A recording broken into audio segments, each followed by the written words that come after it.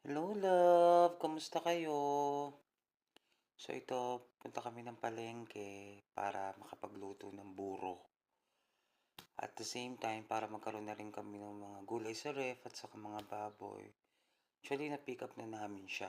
Ngayon, pumunta kami dito sa Walter Mart para bumili. At saka si Papa kasi may aasikasuhin siya sa mga bagay-bagay. So ito, sinamahan ko siya. Bago ako magsimula magluto, ito, try ko muna kayo saglit. Bumili na rin ako ng gamot ni Mama, mga insulin niya, at saka yung mga maintenance niya. Mahal siya masyado actually. Every time na bumibili kami nito, like 5 or 6,000. Ito si Papa, pinuntahan ko na siya sa taas kasi meron siya biniling mga noodles at saka wala na rin kami mantika sa bahay. Dumaan na rin kami dito sa Jollibee na to, dito sa Walter Mart, pero nakakaloka. Nung turn ko na, kailangan ko daw magantay like 40 minutes para dun sa bakit nabibiling ko para hindi na nga muna ako magluto ng lunch. Ito, sa tinulungan kami ni Kuya Gar, thank you, para isang pa yung mga pinamili namin. Ito at magsisimula na ako magluto. Pero before anything else, papakita ko sa inyo kung gaano karami yung liligpitin ko. Ayun na nga yung naging grocery namin. At saka yung mga gulay. Kailangan ko siyang i-sort out para maayos ko siya sa ref. Yung iba dyan, lalagyan ko sila ng mga papel. Like yan, makikita nyo. Yung mga paper bag, yun ang ginagamit ko para sa mga gulay.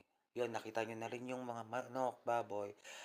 At nagtimpla na rin muna ako ng chicken garlic para storage ko lang siya sa ref. At every now and then, makakapagluto kami.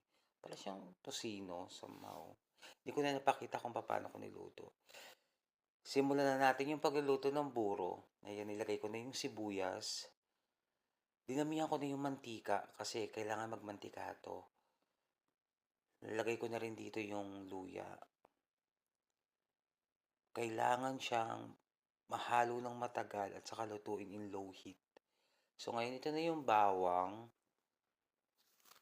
kasi matagal siya. Ito yung alam niyo yung mga binuburong kanin na may kasamang isda. So ito yung mga pinermentage ng matagal na. Lagay natin yung kamatis.